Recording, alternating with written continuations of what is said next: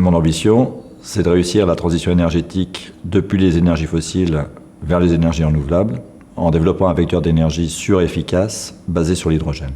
Les énergies renouvelables, par définition, elles sont disséminées dans le temps et dans l'espace. Ça veut dire qu'il va y avoir une adéquation entre l'offre et la demande, et l'énergie qui va être produite va devoir être stockée et transportée.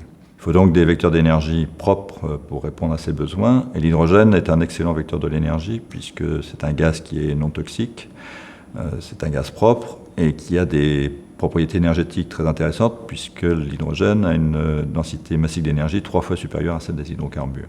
L'hydrogène est un gaz qui a une densité massique très élevée, mais par contre c'est un gaz très léger, c'est un des gaz les plus légers de l'atmosphère, et il a donc une densité volumique énergétique relativement faible. Donc pour pouvoir l'utiliser comme vecteur d'énergie, il faut pouvoir condenser ce gaz et l'obtenir sous une forme beaucoup plus compacte.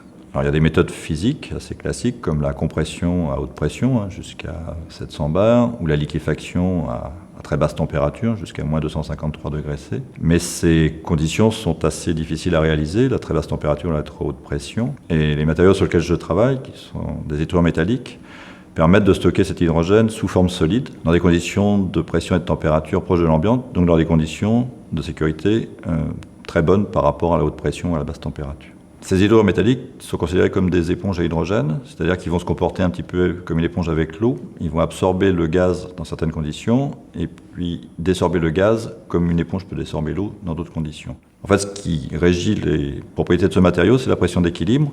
J'ai la pression d'équilibre de mon hydrure et la pression d'équilibre du gaz. Quand la pression du gaz est supérieure à l'hydrure, il va spontanément absorber cet hydrogène pour le stocker sous forme solide.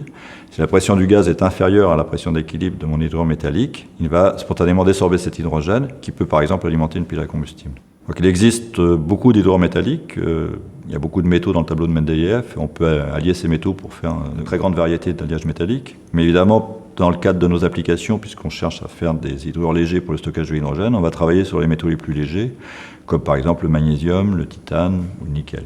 Les hydrures métalliques permettent de stocker l'hydrogène de façon très sûre, puisqu'ils se présentent sous forme d'une poudre qu'on peut manipuler à l'air, à pression ambiante, et qu'on peut très bien poser sur une table sans aucun danger. Les difficultés avec ce type de matériaux sont liées à la masse des métaux qu'on utilise pour développer ces hydrures métalliques. Par définition, les métaux sont relativement lourds. Et si on regarde les capacités massiques de ces matériaux, elles sont de l'ordre de 2%. C'est-à-dire que je vais stocker 2 kg d'hydrogène pour 100 kg d'alliage. Si on considère qu'une voiture a besoin d'à peu près de 5 kg d'hydrogène pour avoir l'autonomie d'une voiture à essence classique, ça veut dire qu'il faut que j'embarque 250 kg d'alliage dans ma voiture, ce qui est un poids non négligeable aujourd'hui dans une conception automobile.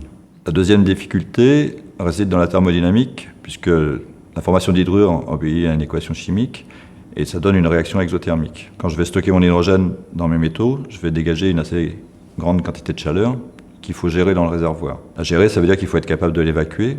Sinon, ma pression d'équilibre de mon hydrure va monter de façon proportionnelle à la température et je vais rejoindre la pression d'équilibre de mon gaz et la réaction va s'arrêter. Donc le challenge, c'est d'arriver à gérer cette chaleur, de l'évacuer de façon à ce que j'ai toujours une différence de pression entre le gaz et l'hydrure.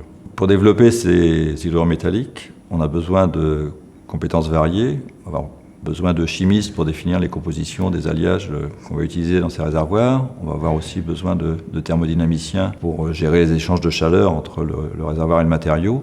On va avoir besoin d'ingénieurs pour le design des réservoirs. En fait, il faut associer à la fois des chercheurs et des industriels de façon à mettre au point un objet qui sera réellement capable d'assurer cette fonction de stockage de l'hydrogène pour des applications dans le domaine de l'énergie. Mon rêve en tant que chimiste, ce serait de trouver l'alliage idéal qui répondrait à toutes les demandes du cahier des charges, c'est-à-dire un alliage léger qui absorbe l'hydrogène avec une très bonne cinétique, dans des conditions thermodynamiques adaptées, et qui permettrait de résoudre totalement le problème du stockage de l'hydrogène.